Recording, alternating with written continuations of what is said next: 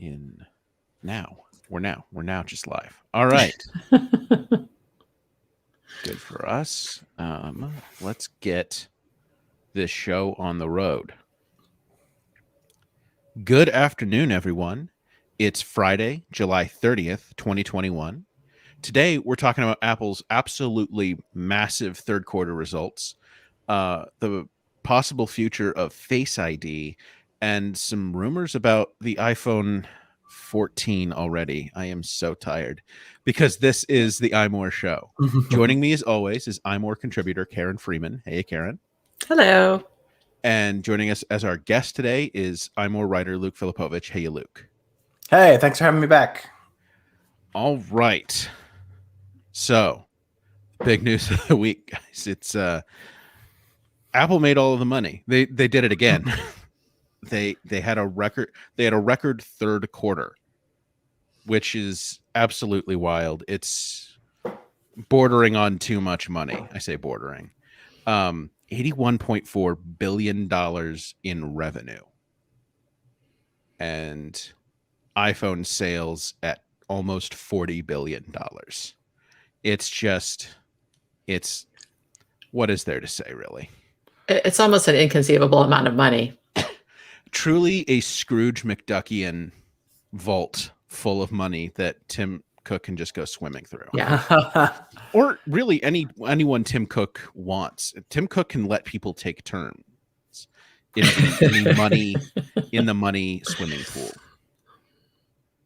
Yeah, I feel like every time we get Apple quarterly results, it's always like you money. You like, yeah, I mean, they're obviously doing very, very well, and it's like not unreasonable to assume that will continue. But you have to think that maybe at some point, maybe there'll be a slight downturn, but who knows? It's really hard to tell.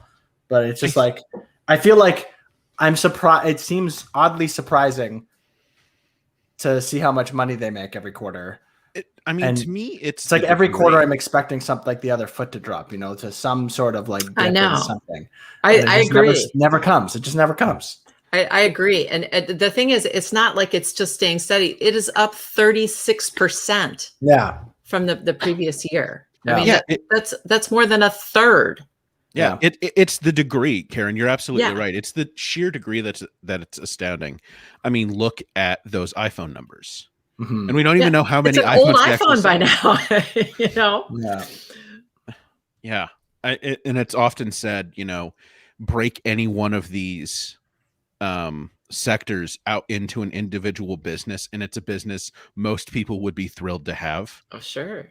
Like, services, iPad, Mac, all of those just as individuals, just astoundingly well performing. I think one of the bigger, I don't know if it was a full on shift this time around, but if you look at the wearables and what is it? Is it services and wearables? It's some combined category. But it is, I want to make sure I get this right. But go to Apple's, because Apple has a handy PDF on this stuff. But it's this stuff versus the iPad and the Mac this time around. Yeah, wearables, home and accessories, and the services. So kind of Apple's like the catch-all, the rest. Those two categories make up like the rest of Apple versus its more well-known devices. That, those outsell the Mac and the iPad combined, and wearables alone did better than either of those. Wearables, home and accessory did better than either Mac or iPad, which were both up fairly significantly over last year. Mm-hmm. It's crazy. And you look at where we are, we're still, like, we keep saying this phrase, post-pandemic. We're still in a pandemic. One of the other pieces of news from this week is that Apple's delayed its return to office until at least October. I'm not surprised. Yeah. I mean, cases are spiking. You've got the Delta variant. A lot of stores are going back to requiring masks. Yeah, Apple. Yeah, exactly. That was another thing. Apple stores, all Apple stores across the country. Is it across the country or across the world? Do we know? globally. Was it every single Apple store? I thought it was just like more and more. I thought it came out that they were all going to require it this week. Or yeah, soon anyway. But yeah, if you're going to an Apple store, you need to mask up. And I think, if I'm being honest, I think that's going to be the approach for the foreseeable future with everything is indoor. If it's indoor, you got to wear a mask. Yeah. Vaccine or no. Right.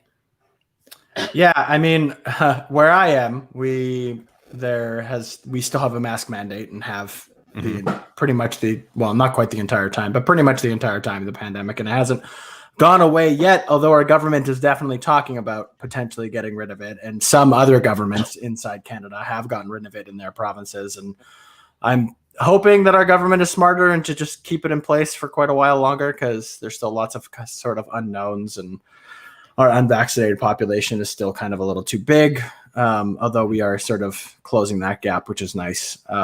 But yeah, so it's we are definitely still in a pandemic. So to see Apple still kind of soaring as high as it does, not that it's, well, once again, it's weird. It's like a catch-22. I don't find it. I find it surprising, but yet not surprising that Apple is doing so well. But then, like, it's how well they're doing is a little shocking, and you keep thinking that something's going to happen. But then if something inevitably happens, I don't think I'm going to go, aha. I think I'm going to go, oh, no. I mean, yeah. So, Joe, I found the article. It's the majority of U.S. Apple stores are going to require masks regardless of vaccination status. Yeah. Yeah, and it's just wild to me. We're not in this sort of, like, last year, I think you could chalk up a lot of it to, like, work from home and pandemics, like almost pandemic spending for those that could. Sure. But this year, I mean, I really don't know what it is other than, so Q3. Well, we should think about this. Q3 was what, April, May, June, and that was Let's see, that was new iMac. That was AirTags. Ooh, maybe this is an AirTag. Yeah, I was just going to say the AirTag effect. I do think AirTags definitely could be part of that. I also think that there's a psychological thing when people started to come out. I mean, we're not out of it, but when people started to like go out into the world again a little bit, people are starting to get vaccinated. There's sort of like this feeling of optimism and sort of this release of pent up emotion. I don't know how else to put it. And then that can result in people spending money. Like, I have been cooped up for a year. I haven't set foot out of my house. I haven't bought anything. I haven't done anything. I'm going to go out and spend some money, Yeah. Just as simple as that. But one of the, I mean, looking at that iPhone number, it's absolutely wild to me, but I wonder if there's, especially because there's a new one coming out in a couple of months. And I wonder if there's just, it's just a phone, like a, what's the word I'm looking for? Like a phone upgrade cycle that we're missing here. Like maybe there's a big upgrade cycle in the spring as well, and not just the fall.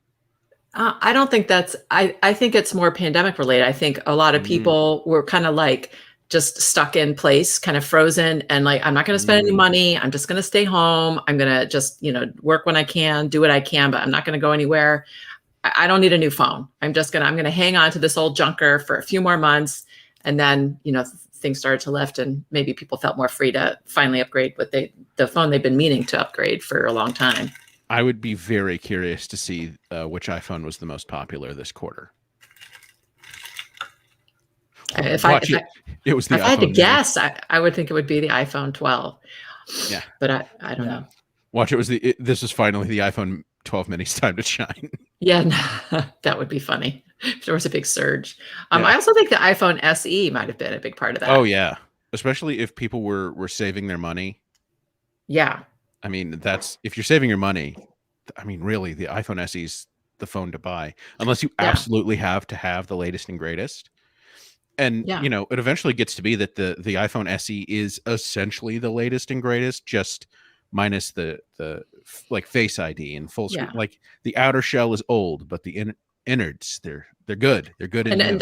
And I mean, as I said before, I think there's always going to be an audience for this kind of phone. Like my aunt, for example, did buy an iPhone SE in that last quarter, because she had an iPhone 6 or 6S that she'd been hanging on to, and the battery was like pretty much toast, and she was constantly complaining about the battery. But she's like, well, it doesn't matter because I don't go anywhere anyway. So what difference does it make if my battery sucks? And she did finally this last quarter buy a new phone. She asked me what phone to buy. I told her to get the iPhone SE, and she's very happy with it. So It's the phone to get. I think there are people like her that just like, I can eke a few more months out of this crappy old phone, but now I need to upgrade. Yeah. Totally. And I think based on recent rumors, now's the time to start eking. If you want like a new, like the latest and greatest iPhone SE, I think rumors are we're looking at another spring upgrade for that. We didn't get one this year, obviously, but then the last time we got an iPhone SE update, it was 2016, or I say update. It was 4 years in between the first one and the second one. So a shorter cycle on the iPhone SE, that'd be great. So yeah, time to start eking. If you want an A15 in your iPhone SE is what I'd guess. Right. But I will argue that people who are buying SE phones don't know or care about chipsets. That's true. That's true. I mean, even if you were to buy one now, you'd have a great phone for years. I mean, look how long is it? Yeah, the iPhone 6S is getting supported. Like it's still getting iOS 15. Yeah, I mean, her only complaint about her success was that the battery was. She's like, she asked me if she should get the battery replaced. I said no. Don't spend more money on this phone. Right. Yeah. This isn't a car. Yeah, this is not a car. Yeah, so absolutely mammoth results from Apple. I did want to talk about let's talk about this. We touched on it a bit, but yes, masks are going to be required once again in the majority of US Apple stores. So we've been seeing some coronavirus case surges in the US. And so Apple has made the call, you need to have masks inside. There's some localities across the country that have said, that have officially put out new mask mandates. So if you're heading to an Apple store, take your mask just to be safe. I always do. Everywhere I go. It's always in my purse, my car. No one who doesn't know me outside of the podcast audience has like seen the bottom half of my face or my nose in over a year. I'm glad you added nose because I wear a mask. How do we not? Okay, we're over a year into this. How do we not get the mask goes over the nose too?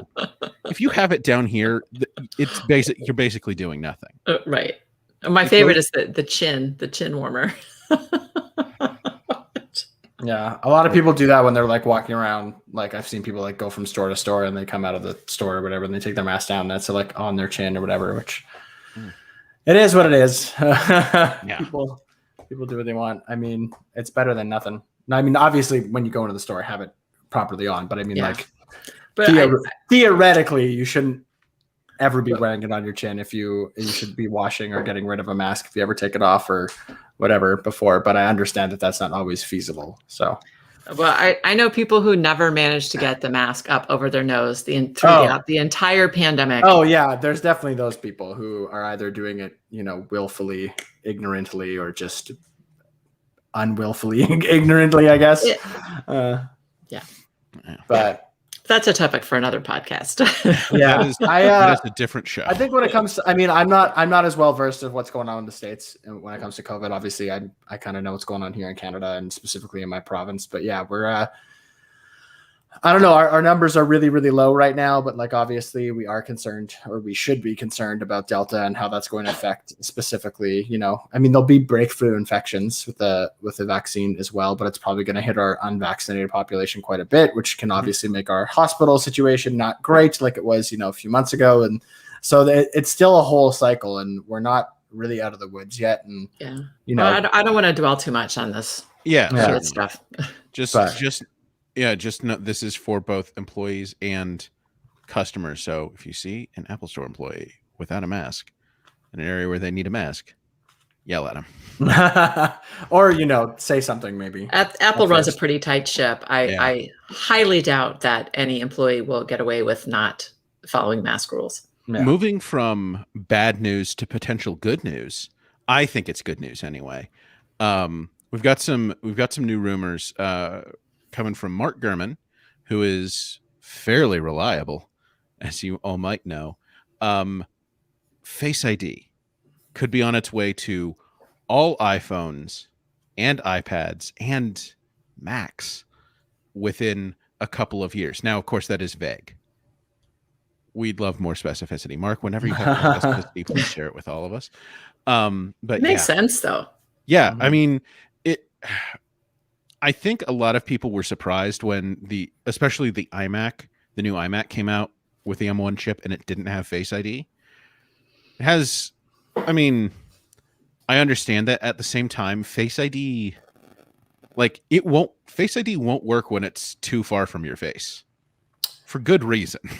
Yeah, I was curious about that too. Like, I mean, I've always loved Touch ID, and I've always said in a perfect world, let's have both, and I think that's eventually what we'll get to on Apple products for sure.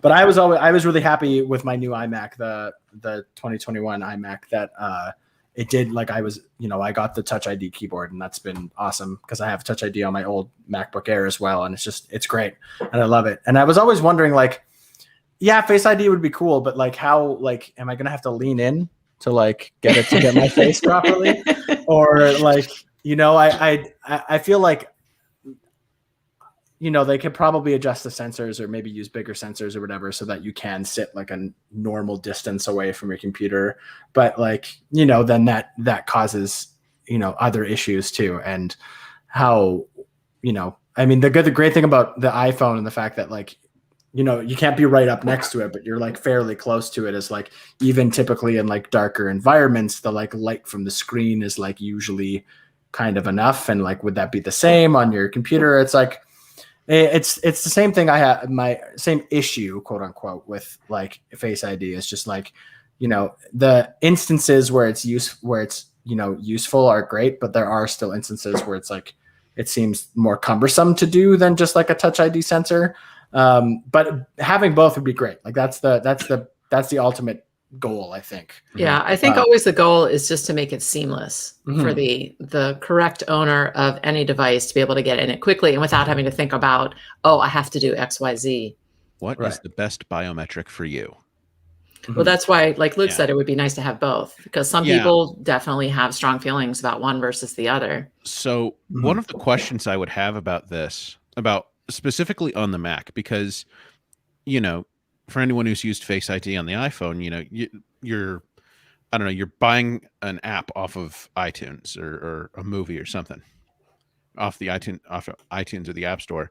You have to click the button and then it'll scan your face. I mean, is there a button you're going to need to click on your Mac? Like, is there a special button? Can you set it to any button? Just say, no, it's me. I'm here. Scan my face. I authorize this. Because I have Windows Hello on my Windows computer that I built. I have a Logitech. I have a Logitech 4K webcam that is compatible with that. Actually, the weird thing about that is it says it doesn't work when you're too close. You have to back up for that particular camera in order for it to scan your face.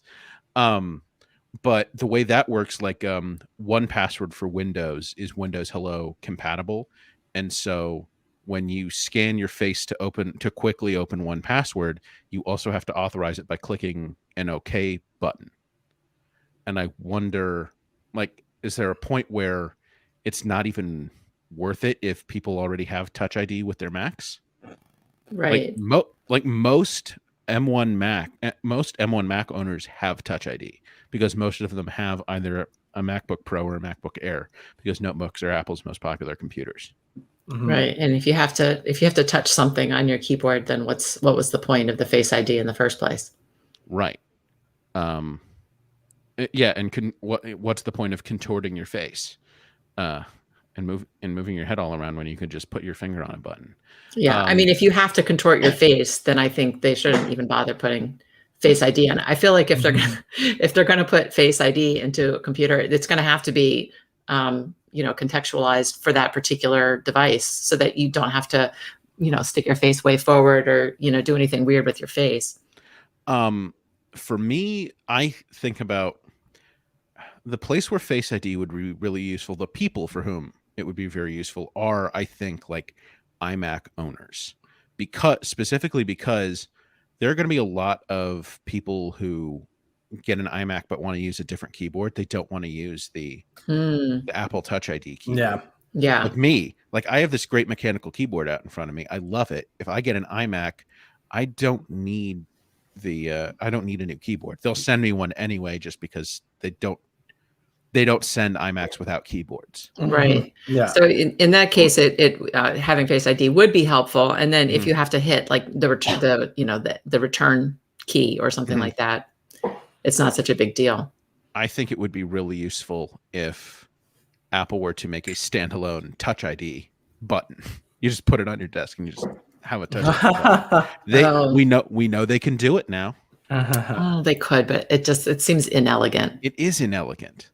Yeah. But so is the iSight camera. The standalone iSight camera was deeply inelegant. But I do agree with you, Joe. As somebody who like, I use the Magic Keyboard quite often because I'm fine with them. But on occasion, I do use a different Bluetooth keyboard, just because it's a little more useful when I'm switching between the multiple desktops I have going on.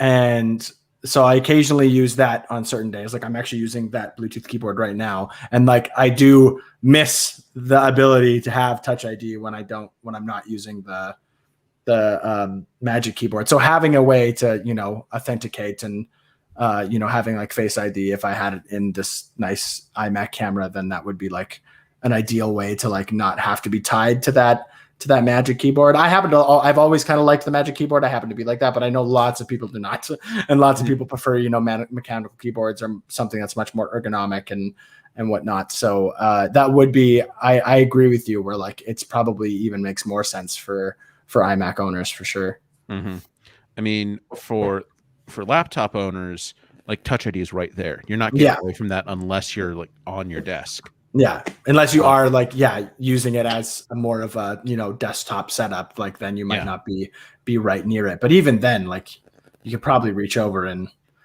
touch it pretty easily. Yeah, and even if you are using it in a desktop setup, you do likely use an external keyboard of some kind. Yeah. Actually, I forget, Luke. Maybe you know this off the top of your head. Maybe you don't. But the new Touch ID keyboard that comes with the new iMacs, does that work with other M1 Macs? Like, could I use the Touch ID button on that to unlock other M1 Macs? I'm actually not sure, and since I don't have another M1 Mac, I wouldn't be able to test it myself. But you would think probably, but I'm not actually entirely sure. That's an interesting question. It definitely doesn't work on non M1 Macs. That's for sure. No. I did try it on my MacBook Air just for the hell of it, which is an older MacBook Air that's an Intel Mac, which does have Touch ID, but like that Touch ID sensor does nothing for it. But I'm not sure if it would work on another M1. Like if I connected it to an M1, MacBook Air or MacBook Pro, that'd be an interesting concept. But as of right now, they're not even selling. I don't think so. They're not even selling those keyboards separately, right? They're only selling them. I think so. Yeah, they're only selling them with the Macs right now. So maybe they wouldn't. Maybe it is a iMac specific thing. I'm not sure. Yeah, I kind of hope that they eventually sell them, just because if people like the colors, which I tend to like, the colors are kind of nice, but also just like if you needed a replacement keyboard for whatever reason, you spill coffee on your keyboard and you don't have it covered by whatever, it'd be nice to be able to like order the same keyboard for iMac owners and things like that. But so here's hoping that eventually comes. But yeah, I'm not entirely sure if that ID, if that Touch ID would work on an M1 Mac, like another one, a different version. Yeah, it's I think Face ID. I think people have long wanted Face ID on the Mac. I just hope they can make more sense. Yeah, people have also wanted touchscreen Macs, and I still think that's a bad idea, in my opinion. People aren't always right, Joe. That's true. That is absolutely true. The other part of this rumor, though, is Face ID would be coming to all iPhones and iPads. So right now we've got Face ID on sort of the flagship iPhones, the 12, 12 Pro, Face ID on the iPad Pro. But I mean, Face ID on the rest of Apple's lineup. So Face ID in the iPhone SE, Face ID in the iPad Air and iPad Mini and regular iPad. Are we all on board Face ID for the mobile devices? I'm curious what that means in terms of like things like the iPhone SE or the the regular iPad or iPad Mini. Although the iPad Mini is rumored to be getting a redesign with the iPad Mini 6. I am curious if that means they would all go to like the new design, right? Like the new design. It's not really new at this point, but the like near bezel-less or the edge to edge design, however you want to call it. I'm curious if they would all switch to that and they would go maybe like the iPhone XR route, where they like make it out of cheaper materials, right? Like maybe it's an LCD screen instead of an OL, an OLED, and things like that. And I would be on board for that. It'd be nice to have like, if they make the next iPhone SE, just like sort of like a more souped up, like an iPhone XR, but like the sort of like the next iteration of that. And that 10R. becomes 10R. Sorry, I keep saying XR because that's what people do. All right. Yeah. I have an iPhone 10 and I often call it the iPhone X because I'm silly and I want to. I almost think that name would be worse if they wrote out like the, Arabic numeral 10 and then R. I think 10R with a Roman numeral X actually works better visually. Fair. But it is it does mess you up. But yes, like the iPhone 10R, I'm curious if that's the route they go, and then like the cheaper, the more budget models, if they keep that sort of the new sort of design, I think that would be cool. I would be on board for that for sure. That'd be nice. Yeah. I mean they're already part of the way there with the iPad Air. I mean that's an LCD display. Yeah, totally. Yeah, I mean, I think it just makes sense that Face ID is going to be the norm going forward. I mean, the cost of technology is always going down. So when the cost of putting Face ID into everything gets low enough, that's when they'll put it in. Yeah, and it feels like we've had it for so long, but we do need to remember that Face ID as a consumer technology is only 4 years old at this point. Like it debuted on the iPhone 10, and that was only 4 years ago. That's wild to think about that because we've been having this over the last year. We've been having this debate. Does Apple need to bring Touch ID back to the flagship iPhone? Which I think we're all on the same page of. Yeah, please do like that and Face ID. Let's biometrics for everyone of everyone's choice. More options is always better for the consumer. Yeah, there's really no downside to it other than cost. And when the cost comes down, let's do it. Seriously. Face ID. I feel like Apple would avoid. I feel like Apple would avoid removing Touch ID from the iPhone SE. So I do think they'd want to be able to do both of them in one device at that lower price point. Yeah, that makes sense. Yeah. Because it's the lower cost phone, but it's also in many ways sort of the safety blanket phone. And that's not a criticism.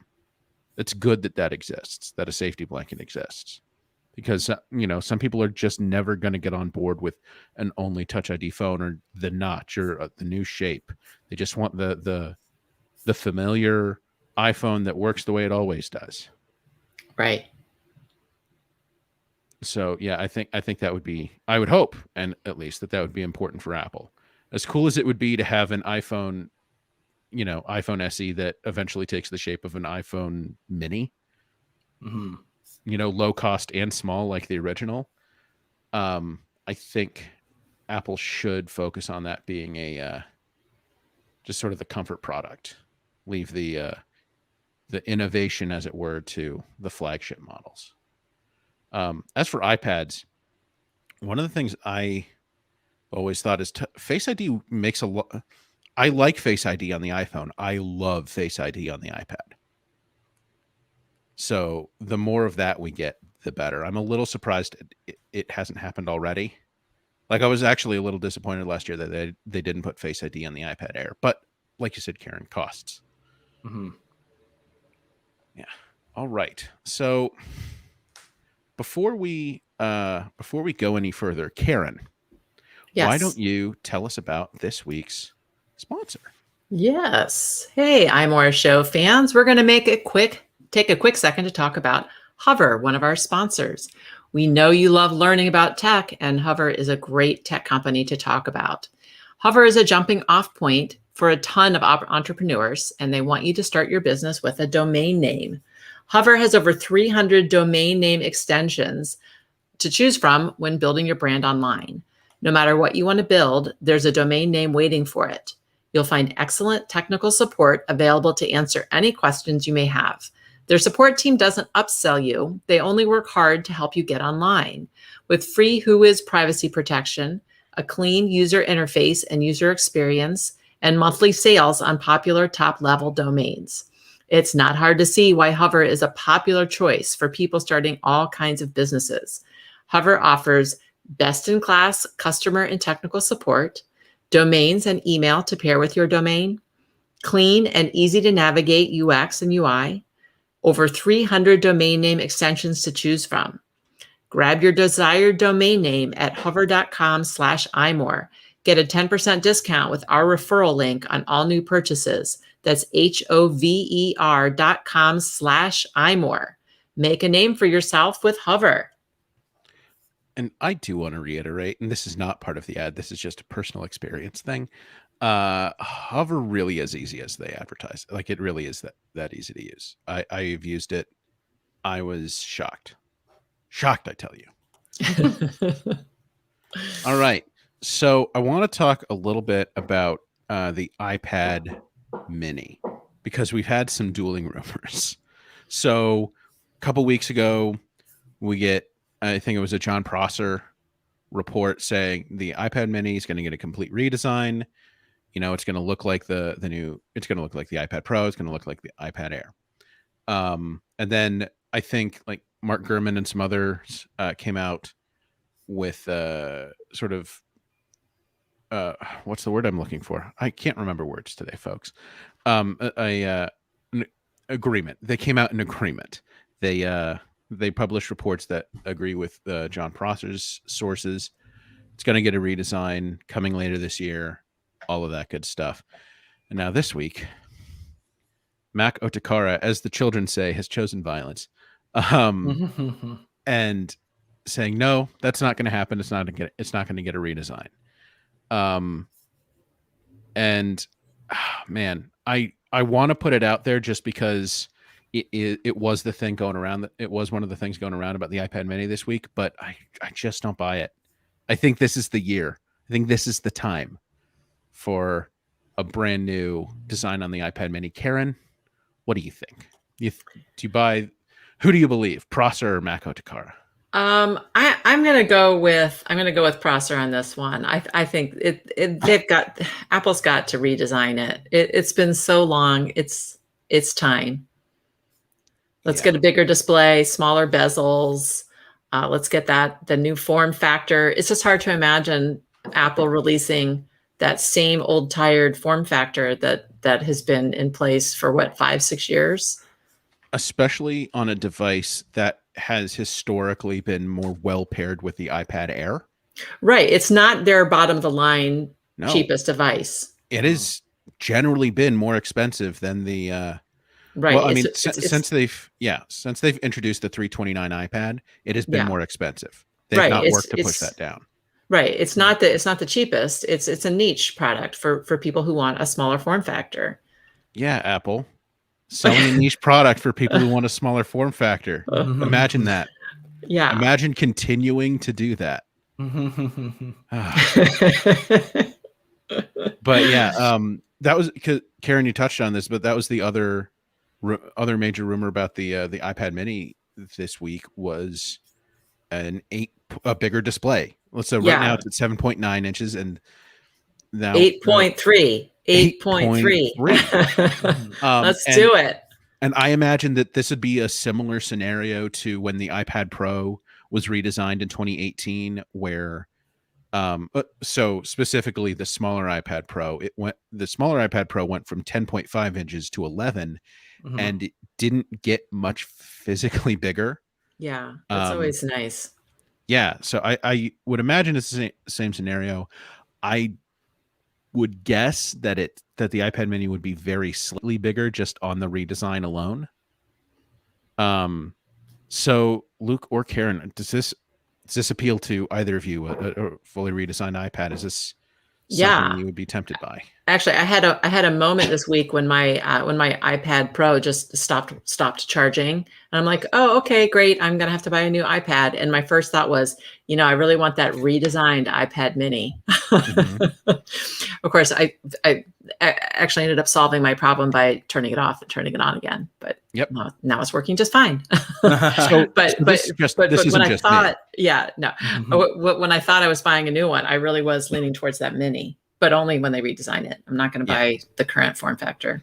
We've talked about this before. It is a terrible time to buy a brand new Apple product unless it's an iPad Pro. If you really want an iPad Pro, now's a great time to buy. Yeah. No one's only 3 months old, but right. iPad Air, iPad Pro, iPhone, just don't, not right now. Yeah. AirPods, even. I would say hold off on AirPods. Yeah. Yeah. Mm-hmm. Yeah. I mean, if your iPhone breaks, you have to buy a new iPhone. You don't have any choice in the matter. But I mean, I was thinking, like, how long could I go without an iPad? Like, I could go a couple months without an iPad if I need to. Yeah. Although I will say, according to another report, a completely separate report, now if you need a bigger iMac, bigger than 24 inches, now might be a fine time. Yeah, we thought that they were going to be coming soon, but now it looks like it might be a bit longer. Yeah. So Karen, why don't you talk a bit about this report from who is it? This is a leaker on Twitter. Yeah. So we thought it was going to come maybe later this year, and now it looks like it might not even be ready in early next year either. So it might be still another whole year. So, and this is the leaker. It's on Twitter at Dylan DKT. We've heard from him before. He's the one that's saying, well, his actual tweet is just as he said first, the high-end iMac will release in 2022 with an upside down smiley. And then he elaborates, just as an explanation for those who are wondering, the high-end iMac is not expected to release in Q4 alongside the other M1X Macs. Apple simply does not want their devices to compete for attention, and the delays in product releases have led to this timetable. Okay, so I've got two thoughts on this. Yeah. And they're contradictory, kind of. Okay. Apple simply does not want their devices to compete for attention. Does not make sense to me. Fundamentally does not make sense to me. Of course they do. Apple doesn't care what device you buy as long as you buy an Apple device. Yeah, it's definitely true. This is the whole conversation about Apple doesn't want to cannibalize. Yes, they do. They want to cannibalize themselves constantly. They've been doing it for what, almost 40 years. But we won't talk about the couple of grammar errors in the tweet. Right. Right, because that's not relevant. But yeah, they do not want to compete again. They don't want their devices to compete. Yeah, they do. They do. They want them to compete. Money you might not spend on an iPhone in order to spend it on a Mac is still money that you're spending with Apple. You'll in fact spend more money on a Mac than you will on an iPhone. And anything you buy from Apple just pulls you deeper into that walled garden. So if you don't buy that iPhone this month, you'll buy it next time. Yeah, or maybe you'll buy the new maybe having spent more money on the Mac, you'll buy an iPhone SE that's still an iPhone that you're buying from Apple. It's money in their pocket, money in the bank for them. So they don't care about overlapping their products. I mean, they launched 3 Macs at the same time last fall. Do you think they care which ones people bought?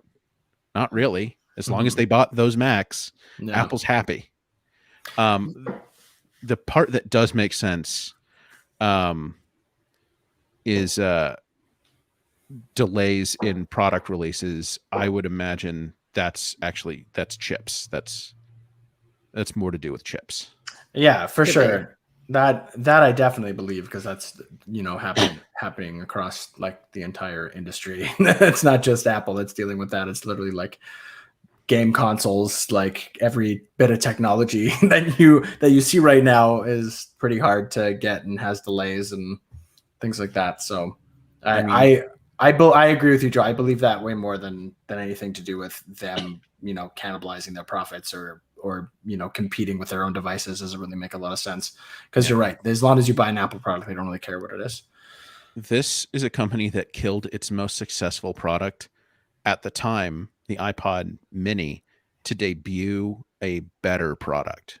They just killed the Mini. They had one generation of iPod Mini, and they killed it to debut the Nano because it was better. Yeah.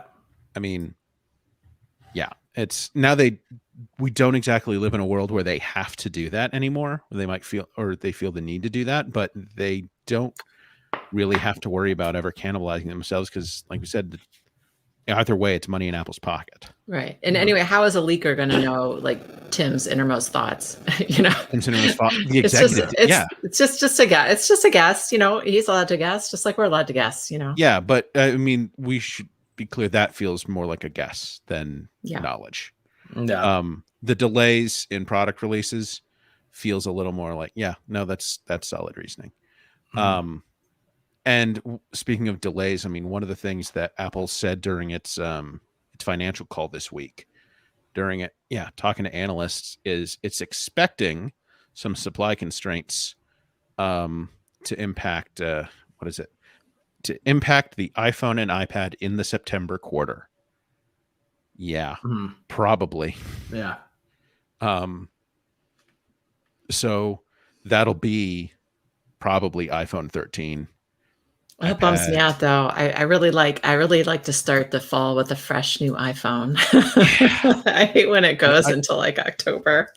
Yeah, I like those years where, like the iPhone 10 release, where we had to wait until I think it was either late October or early November for the iPhone 10. The iPhone 8 released on time. Yeah. Yeah. I think it might have even been November. As a gearhead, that is less fun. Yeah, I know. It's just like I like to have, you know, a fresh new set of pencils, and you know, every fall we got all new school supplies, and you know, it's just part of that mentality, I guess. Karen, I think there's a certain type of person, me included, that at the beginning of each school year we really did enjoy that time. Even if over the course of the year we kind of got dragged down and it was a little like, oh, school. But I think, you know, fall product launches are a way to just like recapture that magic. Yeah, for sure. Fresh new notebooks, like you said, new pencils. Yep. Fresh box of markers. Thinking really all the way back. Yeah. Good but stuff. It would be unfortunate if I mean, it happens a lot that iPhones they get delayed like that, or they get pushed back like that, the shipping dates, as soon as people gobble up the supply. I think I'll have better luck this year than a lot of other people, because Mini, but at least that's my hope. That's what I'm telling myself is the Mini's not going to be the most popular phone, so maybe I'll have a few extra minutes on that. I will say I feel like it's gotten a lot easier since Apple, at least for us, Karen, since Apple moved to 5 p.m. or 5 a.m. Pacific time as their pre-order launch time, and that's 8 a.m. for us. Right. Because those 4 a.m. what was it, like 4 a.m. 3 a.m. That like my whole night was completely ruined because I was too excited to go to sleep, and then finally fall asleep. The alarm wakes me up. Well, I'm just going to go back to sleep after ordering an iPhone? Like, no way. I remember the first Apple Watch launch was kind of like that for me, where like I really wanted to get that first Apple Watch. So I woke up right on time. Like it was like 2:50. I woke up 10 minutes ahead of the launch. I got my order in and I just couldn't go back to sleep. So this is back in the newsroom day. So I went downstairs and I just started working a little bit. That was also the same day Daredevil premiered on Netflix. So I watched Daredevil and I worked on some news. All right. Cool. Weird times.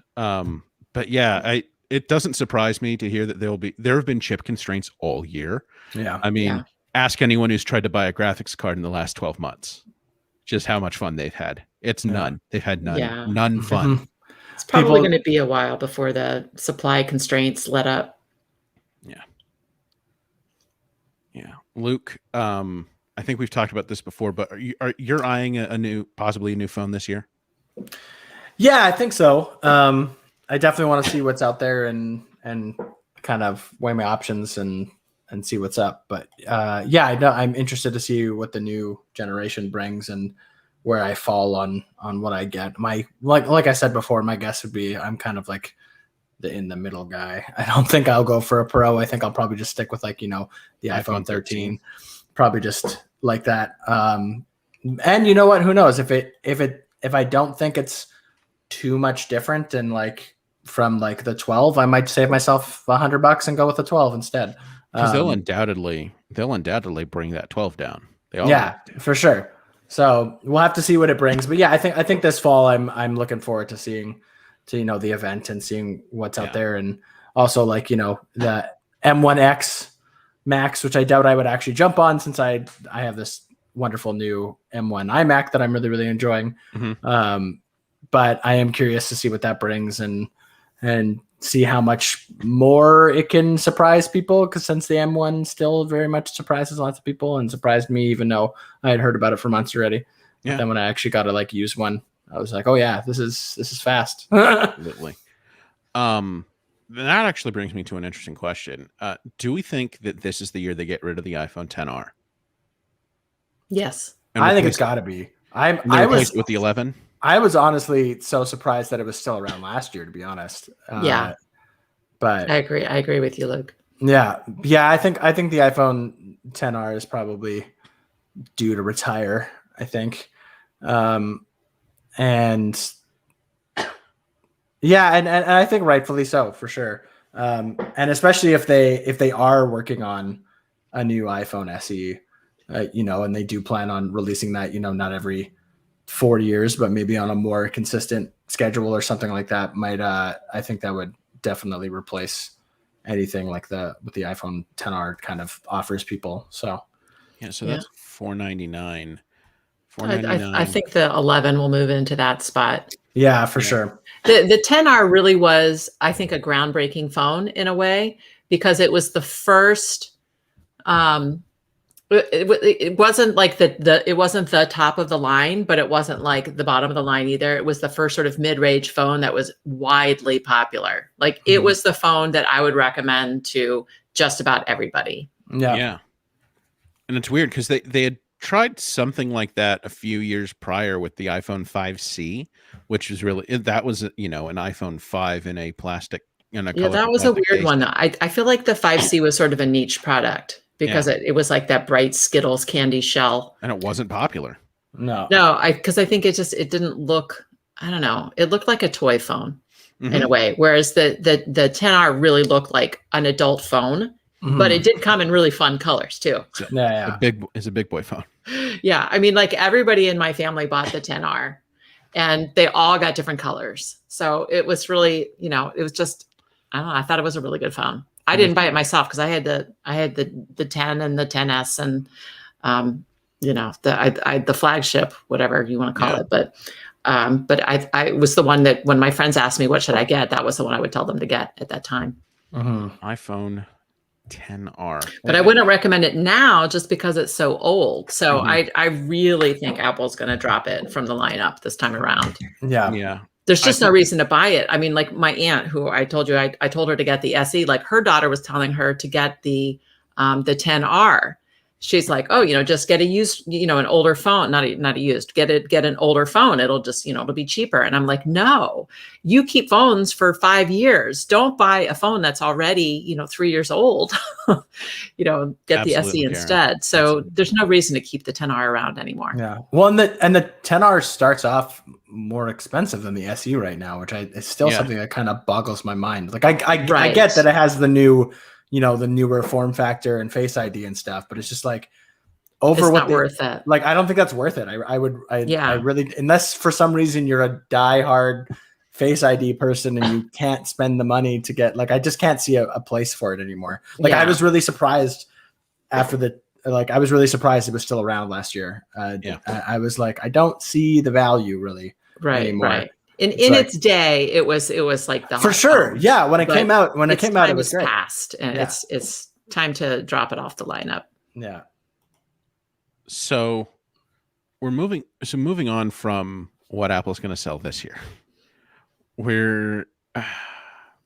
It's happened. We've crossed the barrier into 2022 fall 2022 iPhones, because there was a report out this week about the iPhone 14. God help us all. So yeah, we've got I think this is our first like solid iPhone 14 rumor that doesn't really come as part of a report on the iPhone 13. It's like, oh, and the 2022 iPhones will do this, this, and this. No, the iPhone 14 is reportedly going to have, at least some models are going to have a titanium chassis, which, okay. Yeah, I had to say that's something I don't really care about. I mean, that's nice. I'm sure it's really nice. It looks nice, and it probably scratches less, right? Hasn't that been the case with the Apple Watch? Yeah, tougher. But how many people's iPhones break? Like, not the glass, but the phone part. You scratch, sure, but have you ever heard of somebody's iPhone breaking without breaking the glass? Yeah, I would imagine this is for the pro level phones, and so the standard phones will stay aluminum. Steel isn't exactly known for its high malleability.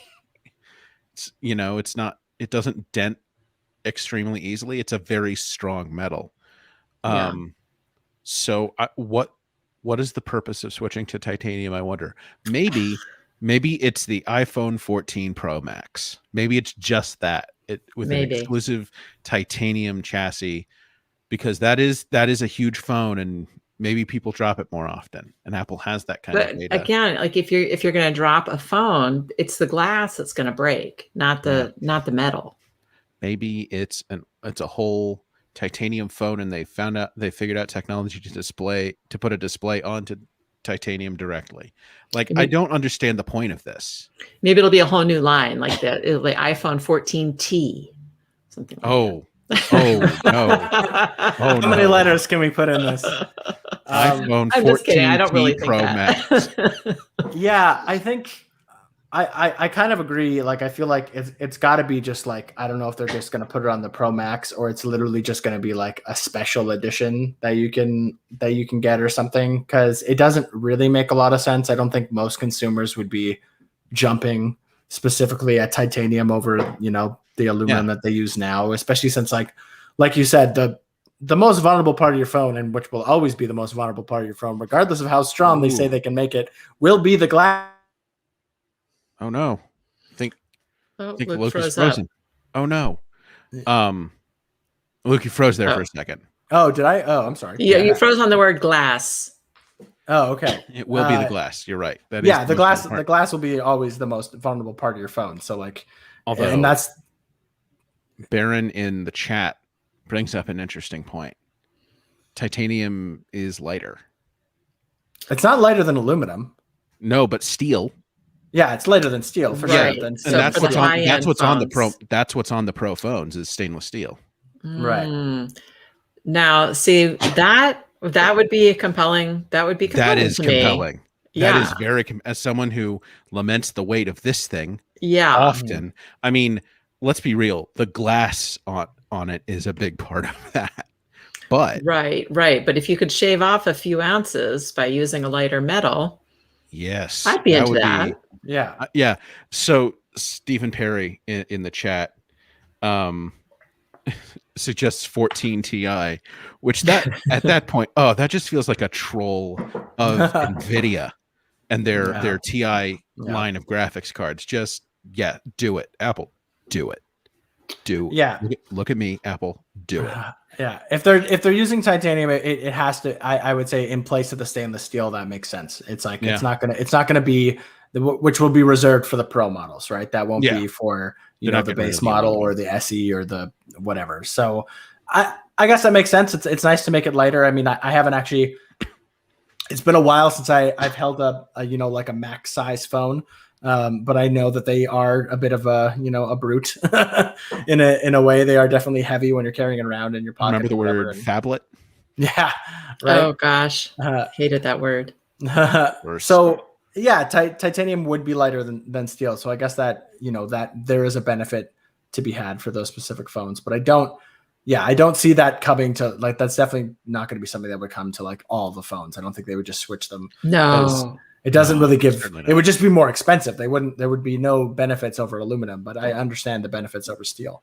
yeah, I'm just thinking of the Apple Watch, because the titanium Apple Watch is more expensive than the stainless steel Apple Watch, which is more expensive than the aluminum Apple Watch. So that's what leads me to think that maybe it's a whole other tier of phones. But I hope they don't bifurcate the line that much. Well, one of the things, hopefully not.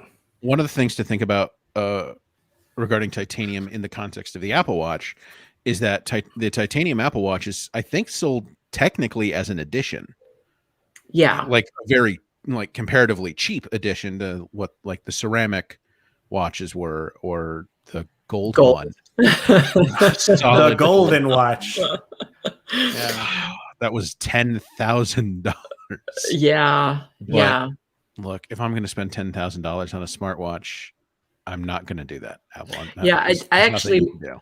I worked in the Apple store during the time that the gold Apple Watch was available, and I still to this day have never seen one in real life. Yeah, I think going with the gold coloring on stainless steel and even a gold aluminum one, I think that's the play. That's enough. Yeah, Mhm. I That's think you're that's enough good. for most people. You get the gold tones that people like without the exorbitant price tag. That they definitely don't. Yeah. But yet, they've been working with titanium on the Apple Watch. I think just with, did they introduce that with the Series 5 or the Series 6? I can't remember. I think it was the Series 5 was the start of titanium, but they still keep the stainless steel ones around. Oh yeah. I don't think they would sell. I think this would just be the Pro line. This wouldn't be a new edition. I don't know about, I keep thinking about this, and this is where my snooty Apple fan really comes out. Like, making special edition phones is what other companies do. Like, other companies make special edition. Like, Android phone makers often make special edition phones with like special leather covers or Yeah, things I don't like know. that. I mean, when Apple comes out with a mid-year color, that's kind of like, they don't say special edition, but that's kind of what it Yeah. is, like the purple recently. And then in past years, Product Red has been a mid-cycle release. That's kind of like a special edition. I mean, but see, that's the thing. That is just a new color that's been added to Right. the existing lineup. It's not like a new material, Right. No, that's true. That being said, like, I agree with you, Joe, but at the same time, it's like, if Apple sees that there's there is some sort of other market that they could target, like the premium materials smartphone market, which is small, but it's there. There's the reason why other companies make, fancier or special editions. Like, if they have something in that place, right, just so they're kind of covering all their bases. I feel like Apple has been, I've talked about this before, they've been expanding their lineups to sort of like cover different price points to sort of like hit more people, I think. And so if they think that there's room for them to squeeze in there, I don't necessarily see why they shy away from it, especially if it can be like, quote unquote, just as easy as like maybe offering a different material on a Pro phone that would appeal to somebody who likes fancy things. Stephen in the comments says that titanium is easier to colorize. I think he's asking if the titanium. Oh, is it? Oh, Yeah. that I don't know. Do you I wonder don't know that? about the properties of titanium, but I mean, we could actually if that's get the case, yeah, like an actually black phone again, and the Pro line instead of graphite or space gray or like just all brown. kinds of colors. Like, let's do pink and purple, and how fun would that be in the Pro, in the Pro lineup, not just the the regular phone lineup. I've got it, Luke. Based on what you've said, these premium material smartphone makers, Apple, the next business that Apple wants to cannibalize is Vertu. That company that takes really cheap Android phones and like puts leather and gold on them and sells them for $10,000. Right. Yeah. That's what we're waiting for. The leather iPhone. The leather iPhone 10R. Yeah, that's what it'll be. The leather iPhone SE. That's there what you go. that's what it is. Oh my God. All right. That is the end of our hour.